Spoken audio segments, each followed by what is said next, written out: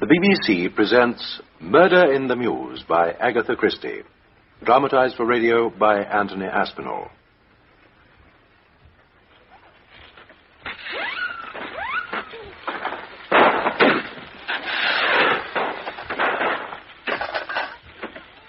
Penny for the guy, sir. Penny for the guy. Oh, thank you, sir. Penny for the guy, sir. Penny for the... Oh, blimey, if it ain't a copper. Blimey, if it ain't two coppers. Look out, you blokes, you're being watched. Here's a couple of plainclothes coppers all tugged up. Come on, let's Harper. Come on, quick, run for it. Run for it. Just an excuse for begging. That's what Guy Fawkes says. An interesting survival, my dear Inspector. The fireworks go up long after the man they commemorate, and his deed are forgotten. You know, Poirot, I don't suppose many of those kids know who Guy Fawkes was. My friend, I shall be glad to reach my flat. Be a good night for a murder, wouldn't it? Nobody would hear a shot, for instance, with all this noise going on. It often seemed odd to me that more criminals don't take advantage of the fact. You know, Poirot, I sometimes wish that you'd commit a murder. Oh, sir. I'd like to see how you'd set about it. My dear Inspector, if I committed a murder, you wouldn't have the least chance of seeing how I set about it. You wouldn't be aware, probably, that a murder had been committed. Oh, is that so? Cocky little devil, aren't you? Of course I am, my dear Jupp. And with reason. With reason.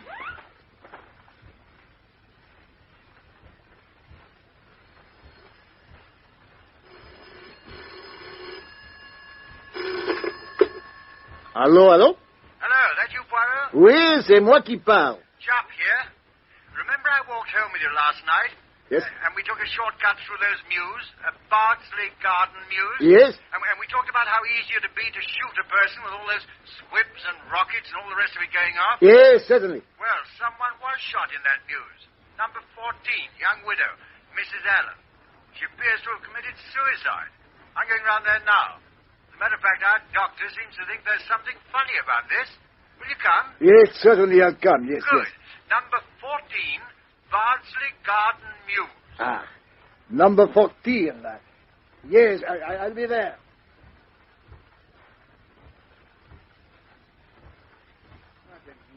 Just run over the chief points for Deceased are Mrs. Allen, sir.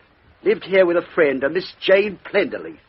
Miss Plenderleaf was away, staying in the country, and returned this morning. She let herself in with a key and went upstairs. First to her own room, that's this room, then across the landing to her friend's room. The door was locked on the inside. She rattled the handle, knocked and called, but couldn't get any answer. In the end, getting alarmed, she rang up the police station. That was at 10:45. We came along at once and forced the door open. Mrs. Allen was lying in a heap on the ground, shot through the head. There was an automatic in her hand, and it looked a clear case of suicide. Where's this Miss Plenderleaf now? She's downstairs in the sitting room, sir. A very cool, efficient young lady, I should say. Oh, well, I'll talk to her presently. Better see the doctor now. Right, sir. Dr. Brett's still examining the body. This room here, sir, just across the landing. Oh, hello, Jupp. Morning, Doc. Glad you've got here. And you've brought Hercule Poirot. Well, heaven help the wretched criminal in this case. Oh, Doctor, what's the trouble? Well, it's a funny business, this. Take a look at her. She's lying just as we found her. She obviously fell out of that chair onto the floor when she shot herself. The door was locked and the windows fastened on the inside. Well, then what's wrong? You notice the fingers of her right hand clasped round a small pistol. Are those fingers really gripping that gun? No, they're not. And look at the wound. When that pistol was fired, it was held to the head just above the left ear. The left ear, mark you. Yeah, that seems to settle it. She would have found it difficult to hold a pistol and fire it from that position with her right hand. Very difficult, I should say. Surely it would have been so much easier to have fired the shot above the right ear. Yeah, seems pretty obvious then. Someone else shot her and tried to make it look like suicide. What about the locked doors and the windows, Jameson? Windows were closed and bolted, sir. But although the door was locked, we haven't yet been able to find the key. Ah. So whoever did it locked the door when he left and hoped the absence of the key wouldn't be noticed. That was very stupid. Oh, come now, Poirot. That's just the sort of detail that's apt to be overlooked. Doors locked, people break in, woman's found dead, pistol in hand, clear case of suicide. She locked herself in to do it. They don't go hunting about for keys. Yeah. Incidentally, Doctor, how long's she been dead? 11 o'clock last night's about as near as I can put it, with a margin of about an hour either way. Well, that could mean any time between 10 and midnight. Sergeant Jameson. Yes, sir? There was no letter, no note has been found? From the dead woman? No, sir, nothing. One more proof that it isn't suicide. This is her writing bureau over here. Curious. This bureau doesn't seem to have been used recently. Well, there's a goodly pile of cigarette ends in the ashtray. There's plenty of ink and pens. It's the blotting paper which really interests me. Why should it? Clean and unmarked. It's obviously never been used. The waste paper basket the sergeant has, I presume, a waste paper basket, huh? There is, Monsieur Poirot, but it's empty. Oh, I shall see. Thank you. That window, Doctor, that window, huh? Has it been opened since you arrived? No, hasn't been touched. Why are you sniffing like that, Poirot? Doesn't it strike you, my dear Job, that the air in this room is unusually fresh? Not particularly. Well, what of it? For the moment, I say nothing more. I was afraid of that. Well, Jameson, it seems we've got a murder case on our hands. Yes, sir. Get your staff together and make a thorough search of the house. Let them begin in here. See the fingerprint boys do their stuff as soon as possible. Very good, sir. Now I'm going to interview this Miss Plenderleaf. You coming with me, Poirot? Of course. Yes. Of course.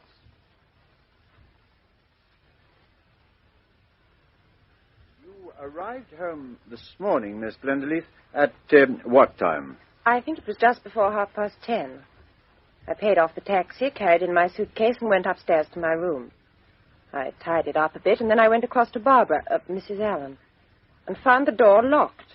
I rattled the handle and knocked, but could get no reply.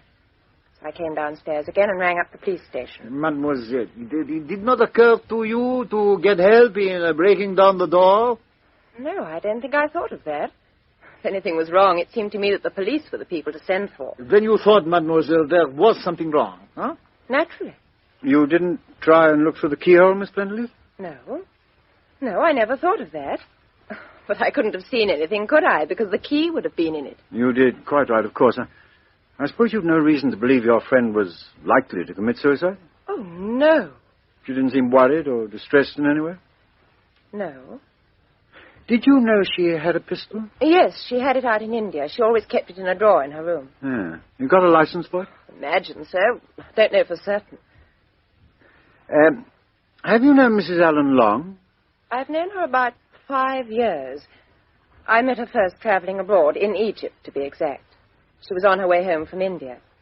We made friends. At the time, I was looking for someone to share a flat or a tiny house with me. We thought we'd get on well together. And, did you get on well together? Very well. We each had our own friends, of course. It probably worked out better that way. I see. What do you know of Mrs. Allen's family and her life before she met you? Not very much, really. Her maiden name was Armitage, I believe. And her husband? He drank, I think. I gather he died a year or two after the marriage. There was one child, a little girl, who died when she was 3 years old. It was obviously a painful subject, and we didn't refer to it. Do you know if Mrs. Allen was in any financial difficulties, in debt, anything of that kind? Oh, no. Now, there's one other question I must ask. Had Mrs. Allen any particular man friend or men friends? Well, she was engaged to be married, if that answers your question. Oh, can you tell me his name? Certainly. Charles Laverton West. He's MP for some place in Hampshire. Had she known him long? Little over a year. And she's been engaged to him how long? Oh, about 3 months. As far as you know, there hasn't been any quarrel? Barbara wasn't the quarrelling kind. Yeah. How long is it since you last saw Mrs. Allen? A week ago, just before I went away. And she was remaining in London? Yes. Where were you staying? With friends in Essex.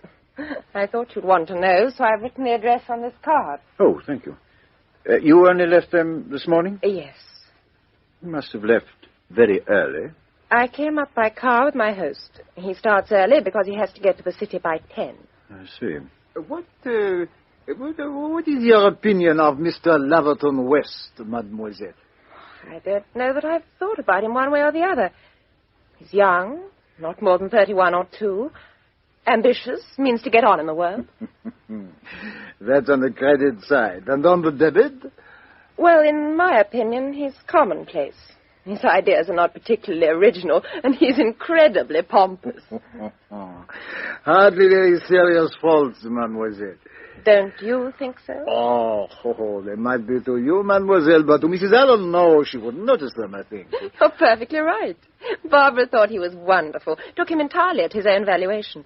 Miss Prenderleith, as far as you know, did Mrs. Allen have any enemies? Anyone, for instance, who would profit by her death? Oh, no, that'd be ridiculous. She had a very small income anyway. Who inherits that income? No, I really don't know. I shouldn't be surprised if I did. That is, if she ever made a will. And there was no one who had a grudge against her? I don't think anyone in the world had a grudge against her. She was a very gentle creature with a sweet and lovable nature. So it amounts to this. Mrs. Allen has been in good spirits lately. She wasn't in any financial difficulty. She was engaged and happy in her engagement. There was nothing in the world to make her commit suicide. That's right, isn't it? Yes. Yes, it is. That's why it's all so incredible. Incidentally, have you let this Mr. Laverton West know about this tragedy? Oh, no, I'm afraid I haven't. I ought to have rung him up. Oh, how dreadful, I forgot. Would you like me to do so? Oh, I should, very much. The telephone's in the hall. You'll find his number on the pad thing beside it. Thank you. I'll do it right away. I also want to have a word with Sergeant Jameson.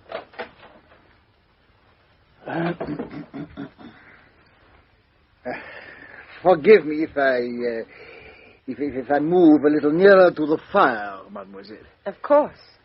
Beautiful English coal fire, this terrible thing that creates all the smog. Huh?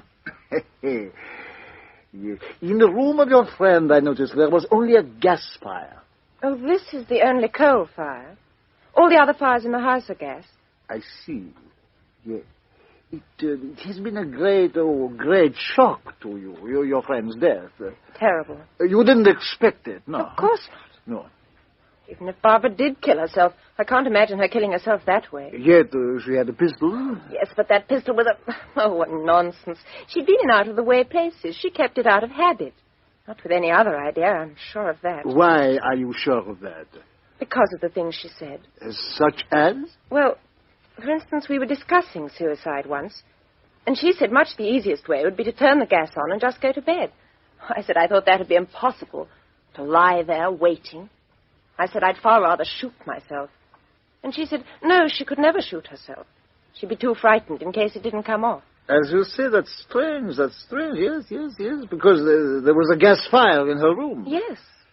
That's why I can't understand why she didn't do it that way.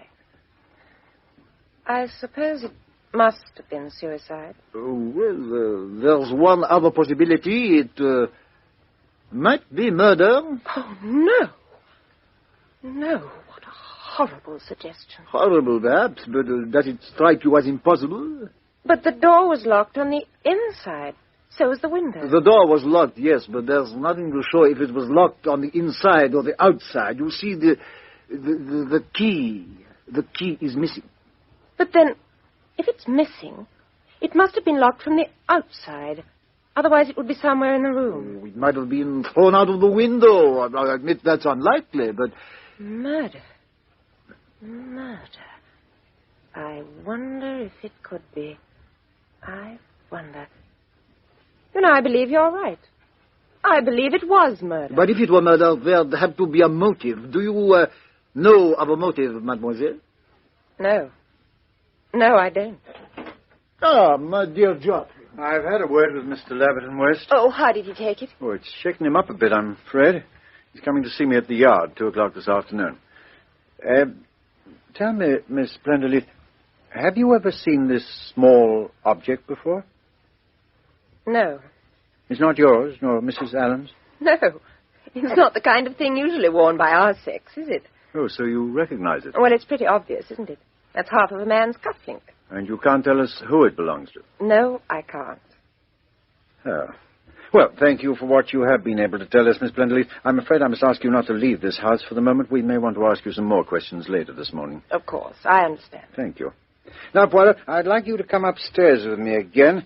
I want you to have your opinion on one or two points. As you wish, my dear friend, as you wish. Poirot, that young woman's too cocky by half. Would it surprise you that I'm having her alibi looked into? No, it does not surprise me. There's a police box in the next street. Jameson's putting a call through to our people in Chelmsford. I want some inquiries made at that address Miss Plenderleith gave me. I particularly want to know if she could have left the place and come into London last night. She's a clever young woman. Think she did it? Oh. She might have, you know. Some quarrel over this young man, this budding MP. She's the sort to bump anyone off if she felt like it and keep her head while she was doing it, too. She had it all very pat. Now, after all, Essex isn't very far away, plenty of trains, or a fast car. Yes. I think it's worth finding out if she went to bed early with a headache last night. Don't you agree? Yes, I do. In any case, she's holding out on us. That young woman knows something. So often the difficulty with these sort of cases, people will hold their tongues, sometimes out of the most honourable motives. One can hardly blame them. What about fingerprints, by the way, huh? Oh, it's murder, all right. Huh? Oh. No prints whatever on the gun, wiped clean before being placed in her hand. And even if she managed to wind her arm around her head in some marvellous acrobatic fashion, she could hardly fire off a pistol without hanging on to it. And she couldn't wipe it clean after she was dead. Otherwise, the prints were disappointing. None on the door handle, none on the window. Suggestive, eh? Yes. Plenty of Mrs. Allen's all over the place. Curious. Very curious. I told Jameson to make some inquiries in the Mews after he put that call through to Essex. You never know, somebody might have seen something that'll help us. Oh, by the way, here's something interesting. Huh? Her checkbook and a bank statement. She must have picked up the bank statement yesterday. Take a look at it. Anything strike you? Yes. She was overdrawn. Well, anything else? It is an examination you put me through, huh? What? Yes, I see what you mean. 200 pounds drawn to self 3 months ago, 200 pounds drawn out to self yesterday. And I'll tell you this. There's no such sum of money in the house. £4 in a handbag and an odd shilling or two in another bag. Meaning that she paid the sum away last night. Oh, it looks like it. Yes. Now, who did she pay it to, I wonder? Oh, Jameson, get through to Chelmsford all right? Yes, sir. The inspector's going himself. Ah. It's not more than 5 miles away, and it won't be away long before he brings us back. Oh, good. You gave him the police box number? I did, sir, and I posted Johnston outside to wait for the call. Oh, fine. Did you discover anything in the Mews on your way back? Yes, sir, several things. Oh, such as? To begin with, nobody actually heard the shot. With all those fireworks going off, there wasn't a dog's chance. I don't suppose there was. Go on.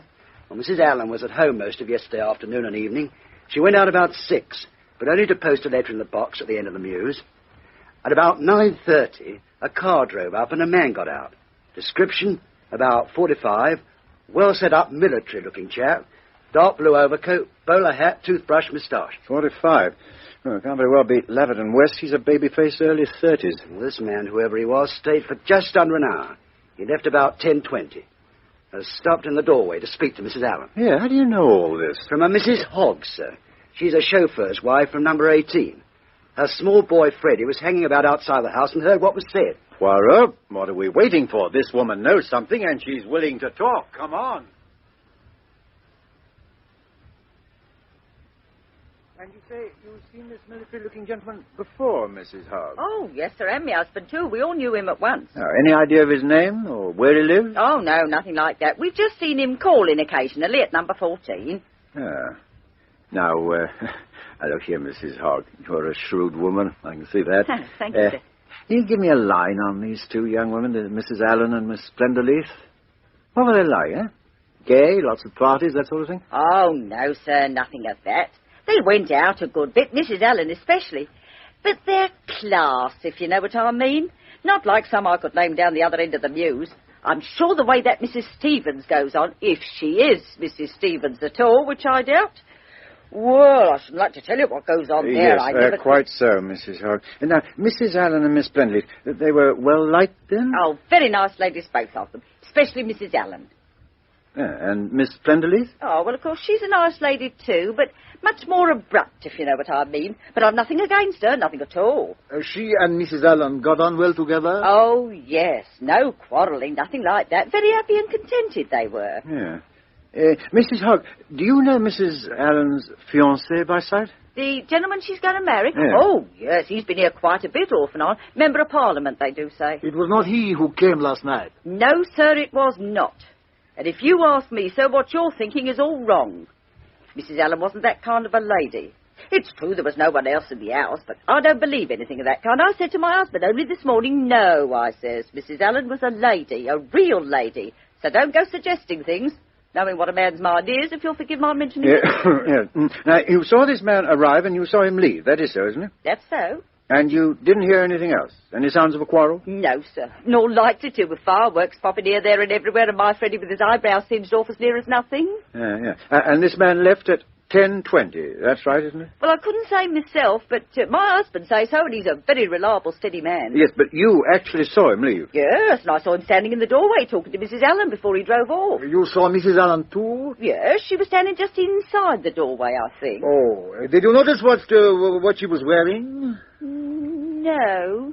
No, I couldn't say. Not notice in particular, as it were. Oh, incredible. And the gentleman, how was he dressed? Oh, he was in a blue overcoat and a bowler hat. Very smart and well set up. Ah, that'll be my Freddie for sure. Excuse me for a tick while I'll let him in. Hello, Mum. Dinner ready? Oh, what a little greedy guts you are, son. Now, you don't have to worry about your dinner. It's all in the oven waiting for you. But first of all, you come in here, Freddie. We've got 2 detective gentlemen from Scotland Yard waiting to see you. To see me, Mum? Well, I ain't done nothing. It's all right, young man. No one's accused you of anything. But you may be able to help us. Now, you saw someone leave number 14 at about 10:20 last night, huh?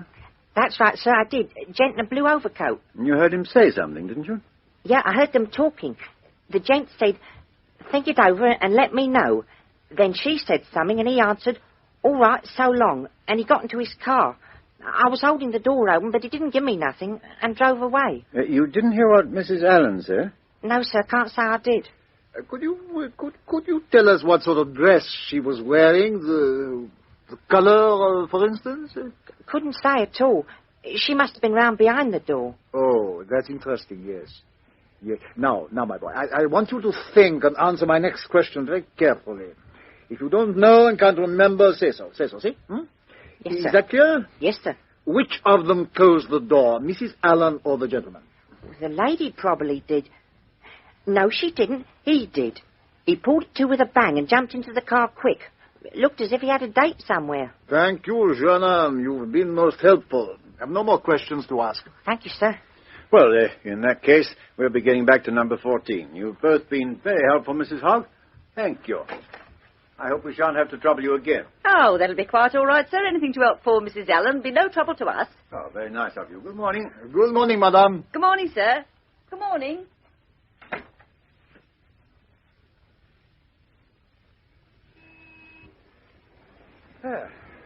Now, I suppose we'll have to get hold of this military gentleman with the toothbrush moustache. It's pretty clear he was the last person to see her alive. Wonder who he was. I see Miss Plenderleith is watching us approach from the sitting room window. Why not ask her? I shall. She may tell us. I've no doubt she could tell us a good deal if she likes. Yes. You were alone with her for a bit. I hoped you'd trot out that father confessor manner of yours that sometimes makes such a hit. Oh, alas, we talked only of gas fire. Gas fires?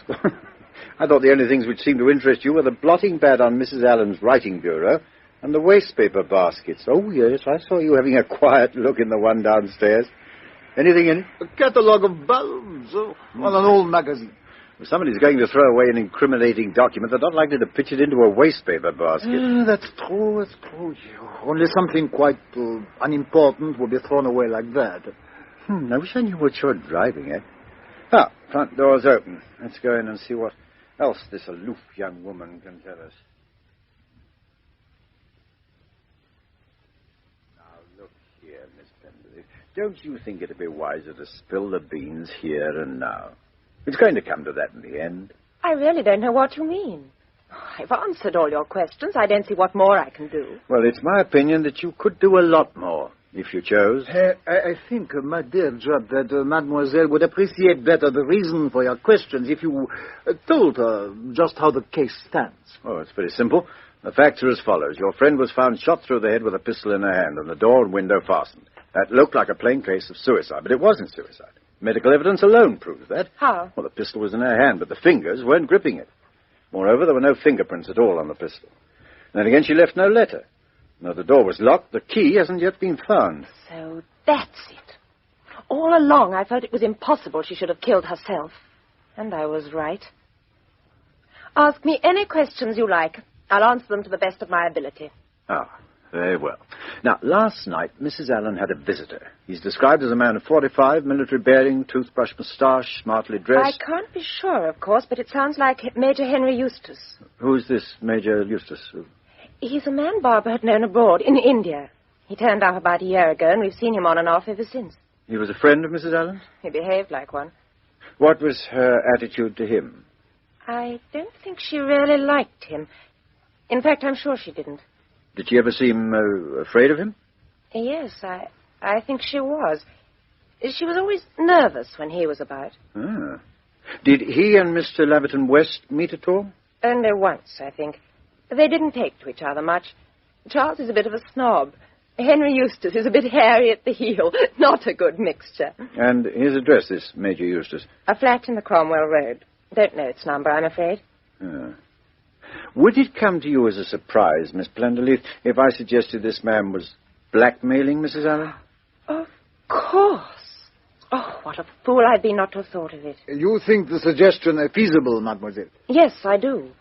And I've been a dreadful idiot not to have guessed it was that. Barbara borrowed small sums of me several times during the last 6 months, and I've seen her sitting poring over her passbook. Oh, I knew she was living well within her income, so I didn't bother. But of course, if she was paying out large sums of money... It would accord with her general demeanor, yes? Absolutely. She was nervous and quite jumpy sometimes. Not at all what she used to be. Excuse me, but that is not what you told us before. Well, that was different. She wasn't depressed. I mean, she wasn't feeling suicidal or anything like that. But blackmail, yes. Oh, how I wish she'd told me. You've no idea what this man's hold over her may have been? No, I haven't the faintest idea.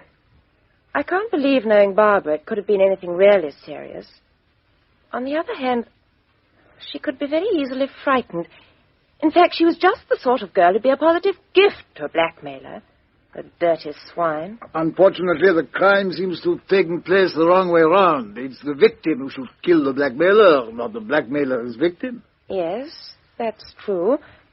But supposing Barbara got desperate. She may have threatened him with that silly little pistol of hers. He tries to wrench it away from her, and in the struggle he fires it and kills her.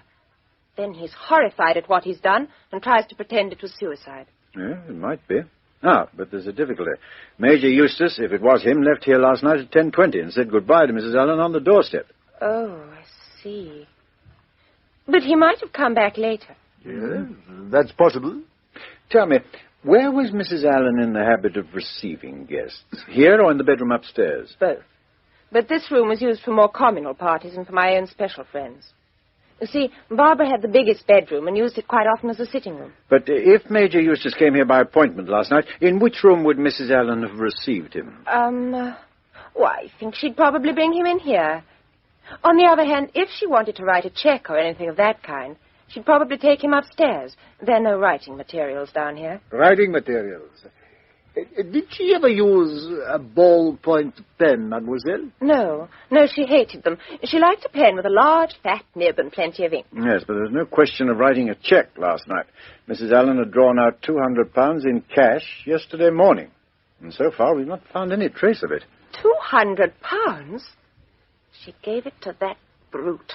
Oh, poor Barbara. Well, unless, as you suggest, it was an accident, it still seems remarkable to me that he should kill an apparently regular source of income. It wouldn't take much to make Henry Eustace lose his head. Oh, you'd say he was capable of murder when in that state? Yes, I would. I see. What sort of cigarettes did he smoke? I've no idea. What cigarettes did Mrs. Allen smoke? Common Virginia. Same as these in this box here.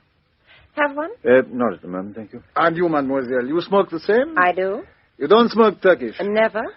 Nor Mrs. Allen? No, she didn't like them. And Mr. Laverton West, what did he smoke? Charles, does it matter what he smoked? You're not going to pretend that he killed her. A man has killed the woman he loved before now, mademoiselle. Charles wouldn't kill anybody. He's a very careful man. All the same, it's the careful men who commit the cleverest murders. He smoked the same cigarettes as his fiancée, huh? No. Something much more exotic. Hello, Jensen. Anything new to report? Yes, sir. I'd like to have a word with you privately, sir. Oh, in that case, I'll come upstairs right away. Oh, Inspector. Yes? I'd rather like to go up to my own bedroom. Would you mind? I could then leave you all in here to have your private get-together. Oh, of course, if you prefer it that way. Jameson, your men have finished upstairs, haven't they? Yes, sir, some time ago. In that case, I'll go up right away. Inspector, am I still confined to the house? No, Miss Plenderleith. No, you can go where you like. But if you intend to leave London, I'd be glad if you'd leave me your address. I'd no intention of leaving here till this whole matter is finally cleared up. Well, Jameson? Chelmsford have just rung through, sir. They've got the dope for us on Miss Plenderleith. Oh, what is it? She was playing bridge up to midnight. Host, hostess, naval commander, guest, and 2 servants. They can all swear to that. Oh. Well, I suppose that should be conclusive enough for anybody. But I still believe that girl's concealing something. Oh, well, let's see what we've got in the way of suspects, apart from the chilly Miss Plenderleith. There's the fiancé, Mr. Charles Laverton West, who smokes exotic cigarettes, presumably Turkish. And there's Major Henry Eustace, who was almost certainly the last person to see the murdered woman alive. Make a note of that name, will you, Jameson? Henry Eustace. That's right. He's got a flat in the Cromwell Road. Find out its number and anything else you can. Very good, sir. Oh, you haven't forgotten Mr. Laverton West will be at the yard at 2 o'clock, sir? No. I hadn't realized it was so late.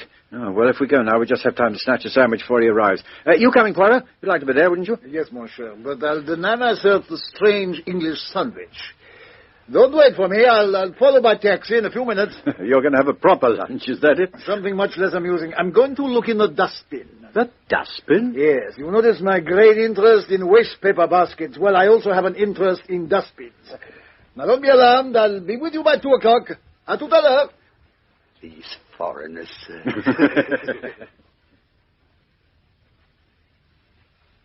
Now, Mr. Laverton West, have you any idea who might be likely to make away with Mrs. Allen? No, indeed. The mere idea, it's unthinkable. She never mentioned any enemies, anyone who might have a grudge against her? Never. Did you know she had a pistol? No, I wasn't aware of the fact. Miss Plenderleith says Mrs. Allen brought this pistol back from India with her some years ago. Good heavens, I knew nothing about it. Well, of course, we've only Miss Plenderleith's word for that. It's quite possible that Mrs. Allen felt herself in danger from some source and kept the pistol handy for reasons of her own. She never said a word about it. What's your opinion of Miss Plenderleith? I mean, does she strike you as a truthful, reliable person? I think so. Yes, I should say so. You don't like her? Oh, I wouldn't say that. That sarcastic, independent type isn't attractive to me. But I'd say she was quite truthful. Do you know a Major Eustace? Eustace? Eustace, yes, I remember the name. I met him once at Mrs. Allen's. Rather a doubtful customer, in my opinion.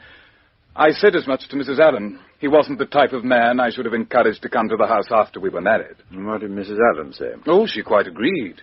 She trusted my judgment implicitly. She explained that she couldn't very well be rude to a man she hadn't seen for some time. I think she felt especially a horror of being snobbish. Yeah. Well, as a member of Parliament, I have to be very careful in choosing my friends. One is, to a certain extent, in the limelight. Quite, yes. Will you give me an account of your movements on the night of November the 5th? My movements? My movements? Purely as a matter of routine, we ask everybody. I should have thought a man in my position would be exempt. I'm afraid not, sir. Well, I was, let me see. Oh, yes. I left the House of Commons at 10:30. I went for a walk along the embankment. I watched some of the fireworks. Then I walked home. Reaching home, your London address is Onslow Square, I think. At what time? I hardly know exactly. Well, 11, half past? Yes, somewhere about then. Did you meet anybody whilst you were walking? Anybody who recognized you? No. Really, Chief Inspector, I resent these questions very much. They're just a matter of routine, sir. There's nothing personal, you know. Well, if that's all... that's all. For the present, Mr. Laverton West. You'll keep me informed? Oh, of course. Oh, monsieur, such a loss. Huh? But I'll say no more. Permit me to offer you a cigarette. Oh, my case is empty. Mille pardons, monsieur. Job, my dear friend, can you come to my aid? Yes, of course. Oh, sorry. Afraid mine's empty, too. Smoked far too much this morning. Have one of mine, Monsieur Poirot. Oh, thank you. It was really for you as I wanted, but since you insist, you're most kind. I never smoke before 4 o'clock in the afternoon. It's not good for the health, you know. How very wise. Well, thank you for your sympathy, Monsieur Poirot. You'll keep me informed, won't you, Inspector? We will, sir. You can be sure of that. Thank you. Goodbye. Oh, dear. Bit of a stuffed fish. The Plenderleaf girl was quite right about him. Oh, well, now I suppose I can light one of my own cigarettes. What about the one you pinched from him? No luck, I'm afraid. Egyptian, not Turkish. And with a cork tip. Pity. I've never heard a weaker alibi. In fact, it wasn't an alibi at all. You know, it's a pity the boot wasn't on the other leg and she'd been blackmailing him. He's a lovely type for blackmail.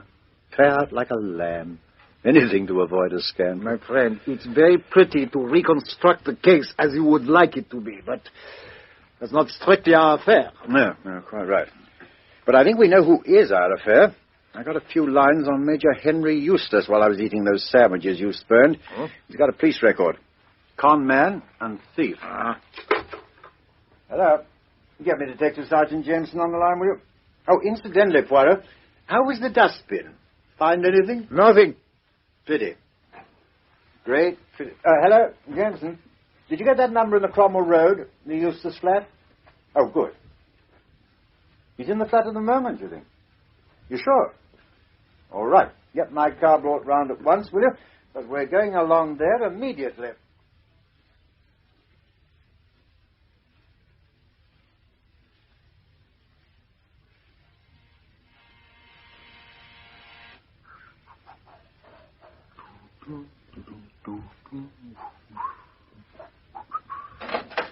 Oh, Major Eustace?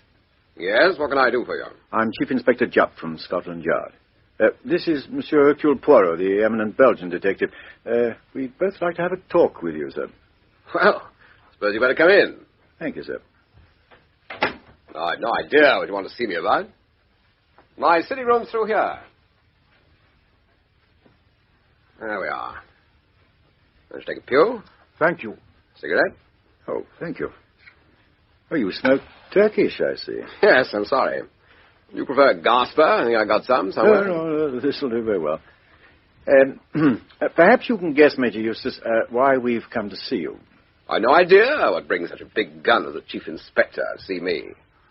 Anything to do with my car? No, it's not your car. No. I think you knew a Mrs.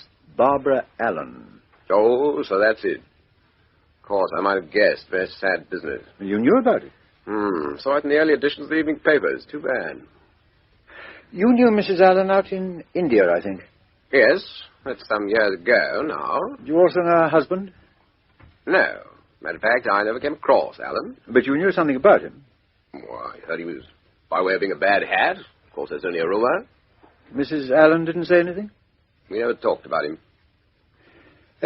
You were on intimate terms with her. Well, we were old friends, you know. Old friends. We didn't see each other very often. But you did see her yesterday evening. Yes. Matter of fact, I did. You called at her house, I think. Yes. She'd asked me to advise her about some investments. Of course, I can see what you're driving at. Her state of mind last night, that sort of thing. She gave you no hint as to what she was going to do? Well, not the least in the world. Matter of fact, when I said good night, I said I'd ring her up soon and we'd do a show together. You said you'd ring her up? Yes. Those were your last words? Yes. Yes, they were. Curious. I have information that you said something quite different. Well, of course, I can't remember the exact words. According to my information, what you actually said was, well, think it over and let me know. Let me see. Yes, I believe you're right. Not exactly that. I think I was suggesting she should let me know when she was free. Yes, not quite the same thing, is it? My dear fellow, you can't expect a man to remember word for word what he said on any given occasion. And what did Mrs. Allen reply? Said she'd give me a ring. And then you said, all right, so long. Oh, probably, something of the kind, anyway. You say that Mrs. Allen asked you to advise her about investments. Did she by any chance entrust you with a sum of £200 in cash to invest for her? What the devil do you mean by that? Was the money for investment, or was it blackmail? Here, you suggesting... I think, Henry Eustace, at this point, I must ask you if you're willing to come to Scotland Yard and make a statement. There is, of course, no compulsion, and you can, if you prefer it, have your solicitor present. Solicitor? What the devil do I want with a solicitor? What are you cautioning me for? I am inquiring into the circumstances of the death of Mrs. Allen. Look here, damn it, man. You don't suppose that... Why, that's nonsense. What happened was this. I called round to see Barbara by appointment. That was at what time? At about 9:30, I should say. We sat and talked. And smoked? Yes, and smoked. Anything damaging in that? Where did this conversation take place? In the sitting room, left to the door as you go in. Talked together quite amicably, as I say. I left a little before 10:30. Stayed for a minute on the doorstep for a few last words. Last words, precisely. Huh? Who are you, I'd like to know? I'm quite a damned foreigner. What are you butting in for? You've been told I'm Hercule Poirot. Don't care if you're the Achilles statue. Well, as I say, Barbara and I parted quite amicably. I drove straight to the Far East Club, got there at 5:20 to 11, went straight up to the card room, stayed there playing bridge until 1:30. Now then, put that in your pipe and smoke it. It's a pretty alibi you have there. Pretty cast-iron one, I should say. No, Mr. Chief Inspector, are you satisfied? You remained in the sitting room throughout your visit? Yeah. You didn't go upstairs to Mrs. Allen's room? No, I tell you, we stayed in the one room and didn't leave it. Ah. How many sets of cufflinks have you? Cufflinks? Cufflinks? What's that got to do with it? We're not bound to answer the question, of course. Answer it? I don't mind answering it. I've nothing to hide. And I shall certainly demand an apology for all this, you know. I don't know how many pairs of cufflinks I've got, but I always wear the same ones. I'm wearing them now. Look, here you are. Want to? Yeah. Very nice design. I see one's broken. Bit of enamel chipped off. Don't remember when that happened, I suppose? Oh, a day or two ago, no longer. Would you be surprised to hear that it happened when you were visiting Mrs. Allen? Why should I? I haven't denied I was there. Yes, but that bit of cufflink wasn't found in the sitting room. It was found upstairs in Mrs. Allen's room. In the room where she was killed and where a man sat smoking the same kind of Turkish cigarettes that you smoke. You can't do this. You've got nothing on me, not a thing. You're trying to frame me, but you can't do that. I've got an alibi. And I never went near the house again. No one's accused you of going near the house again. You didn't need to. Wasn't Mrs. Allen already dead when you left it? Well, that's impossible. She was just inside the door. She spoke to me. People must have heard her. Oh, they heard her. you speaking to her and pretending to wait for her answer and then speaking again. It's an old trick. Often succeeds. But it isn't true. Can't you believe me? It isn't true. I tell you, I didn't kill her. I swear it. She was alive. I'll have to ask you to come with us. You're arresting me? Detained for inquiry, we'll put it that way. I suppose I'm sunk. Here, I did accept money from her. Oh, so it was blackmail. Well, call it that if you like. But I didn't kill her. You must believe me, I didn't kill her. Until I saw the evening papers, I had no idea she was dead. No idea at all.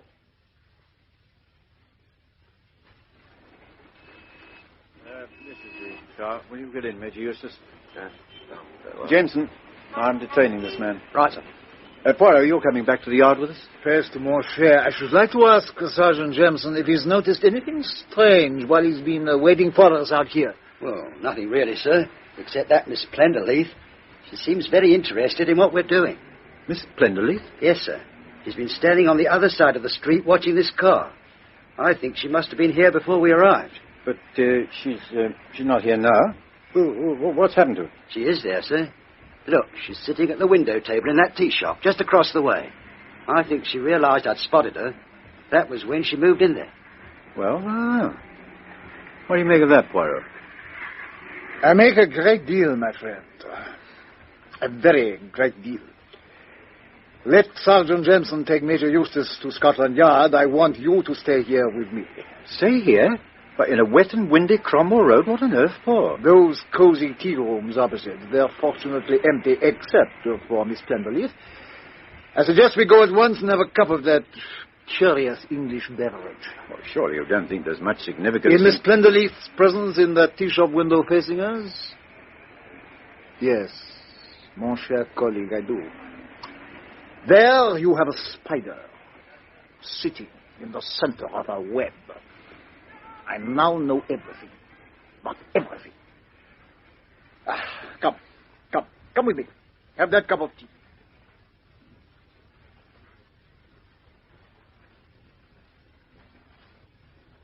Good afternoon, Miss Plenderleith. May we join you at this table? Why, if it isn't Monsieur Poirot and the Chief Inspector. One of us should say something about it being a small world, I suppose.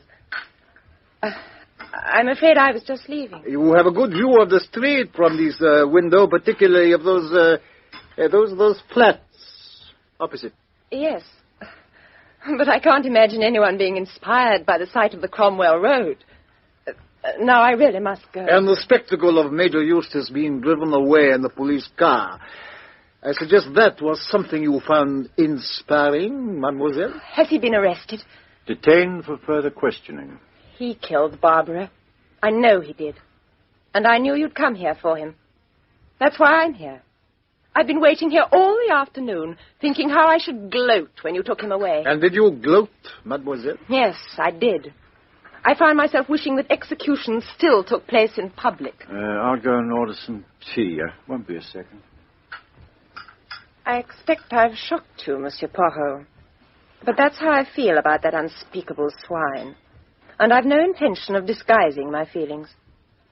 Does he admit it? Has he confessed? He insists he's innocent of the murder. But you don't believe that, do you? Murder, mademoiselle, is the willful destruction of one human being by another human being. Why do you say that? Sounds horrible. It is horrible.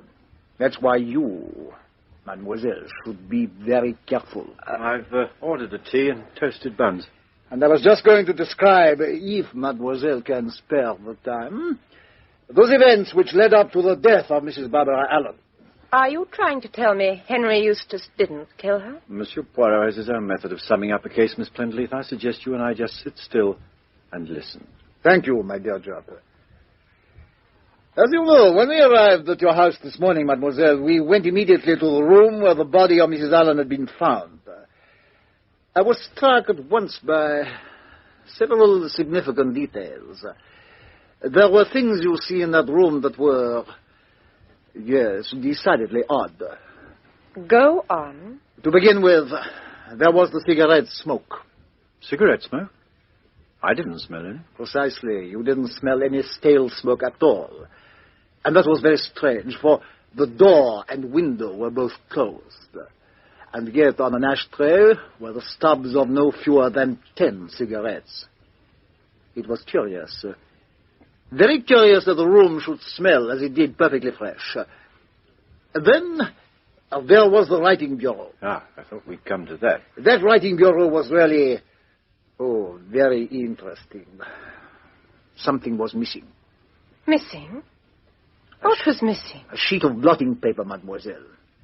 The blotter, the blotting book, it had on the top a clean, untouched sheet of blotting paper. Oh, really, Monsieur Poirot? People do occasionally tear off a much-used sheet, you know. Yes, but what do they do with it, huh?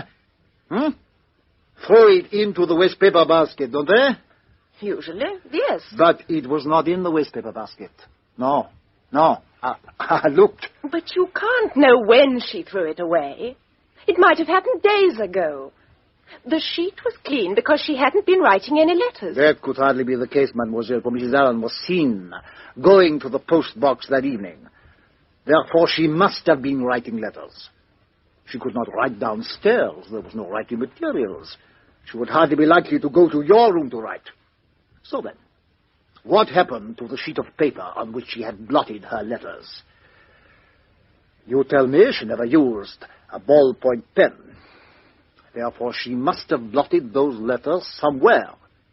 Oh, it's true that people sometimes throw things in the fire instead of the wastepaper basket, but there was only a gas fire in the room, and the fire downstairs had not been alight the previous day. Isn't all this rather trivial and unimportant? I think not. I looked everywhere in your house for that piece of blotting paper. In all the wastepaper baskets and the dustbin, everywhere. But it was not to be found. And that seemed to me very important. It looked as though someone had deliberately taken it away. Why? Huh? Because there was writing on it which could easily have been read by holding it up to a mirror. And there was something else, mademoiselle. Something else which had been brought into the room. The ashtray with the cigarette ends. That was brought in? But of course, that room was fresh and pure smelling. A room in which the window had been open, not closed all night. When I realized these things, I made myself a picture of you, mademoiselle, driving up in your taxi yesterday morning at 10:20. I saw you paying it off, running up the stairs, calling perhaps a Barbara, and you open the door and find your friend lying there dead, with a pistol clasped in her hand. The left hand, naturally, since she's left-handed. And therefore, too, the bullet had entered the left side of her head. You're accusing me. You must be mad. Oh, I'm not going to listen to you. I'm going. Stay where you are, Miss Plentyleaf. Go on, Poirot. On the writing bureau in Mrs. Allen's room, there was a note. Was there not, mademoiselle? A note addressed to you and telling you what had driven her to take her own life. I think almost at once the idea flashed into your head. This was a certain man's doing. Let him be punished. Fully and adequately. So, you take the pistol, mademoiselle. Wipe it and place it in the right hand. No, You take the note and you tear off the top sheet of blotting paper on which the note had been blotted. You go downstairs, light the fire, and put them both on the flames. Then you carry up the ashtray to further the illusion that two people sat there talking. And you also take up a fragment of enamel cufflink that is on the floor. That is a lucky find, and you expect it to clinch matters. Then, you close the window and lock the door. There must be no suspicion that you have tampered with the room. The police must see it exactly as it is. So you do not seek help in the Mews, but ring the police straight away.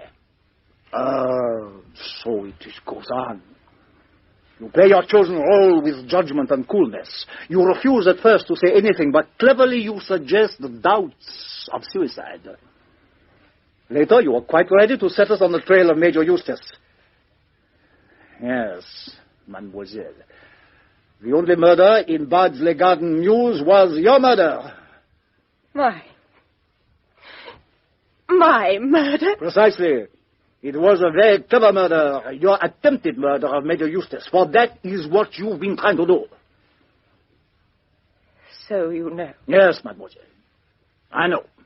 It wasn't murder. It was justice. That man hounded poor Barbara to her death. You see, she got involved with a man in India when she first went out there. He was a married man, many years older than she was. Then she had a baby. She went off to some out-of-the-way spot and came back calling herself Mrs. Allen. Later, the child died. She came back here and she fell in love with Charles, that pompous ass. She adored him, and he took it as a matter of course. If he'd been a different kind of man, I'd have advised her to tell him everything. But as it was, I advised her to hold her tongue. And then Major Eustace appeared? Yes. Oh, you know the rest. That devil began to bleed her systematically.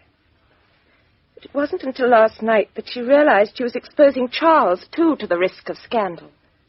Once married to Charles, Eustace had got her where he wanted her. Married to a rich man with a horror of any scandal. When Eustace left the house last night, she sat thinking it over. Then she went upstairs and wrote a letter to me. She said she loved Charles, couldn't live without him. But for his own sake, she mustn't marry him. She was taking the best way out, she said. Do you wonder I did what I did? And you sit there and call it murder? Because it is murder. Attempted murder. And murder cannot be justified. Oh, what rubbish! Some people don't deserve to live. Mademoiselle, face the truth. Your friend died in the last resort because she's not the courage to live. How dare you! That's a cruel thing to say. But it's so, and you know it. Because of that, you really wish of your own volition to destroy the life mind of any human being? Don't talk to me like that. I can't bear it. So you are a woman, after all, huh? Not a cold-blooded machine designed for vengeance. And you're not ashamed of the trouble you've caused?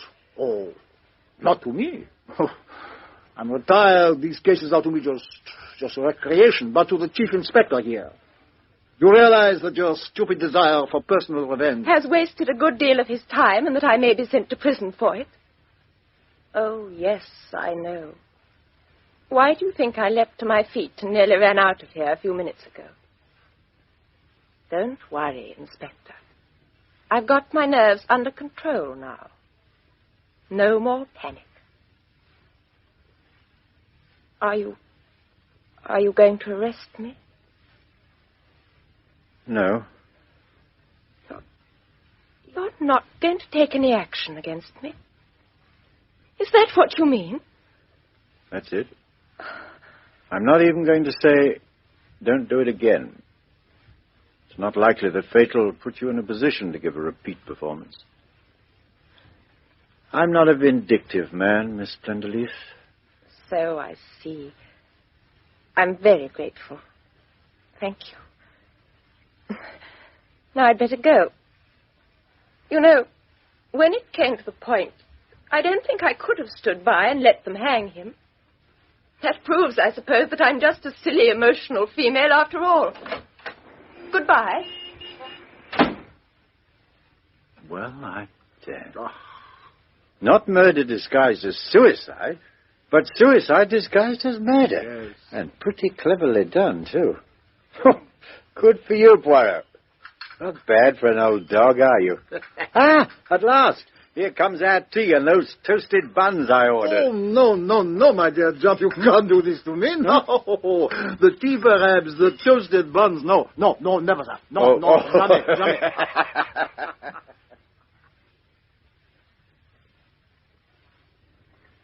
That was Murder in the Mews by Agatha Christie, dramatized for radio by Anthony Aspinall.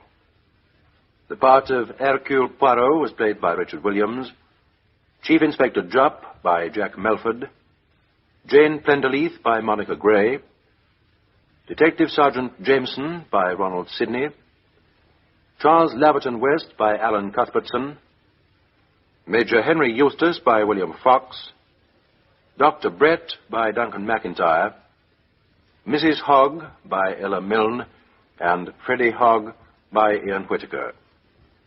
The play was produced by David H. Godfrey in the London studios of the BBC.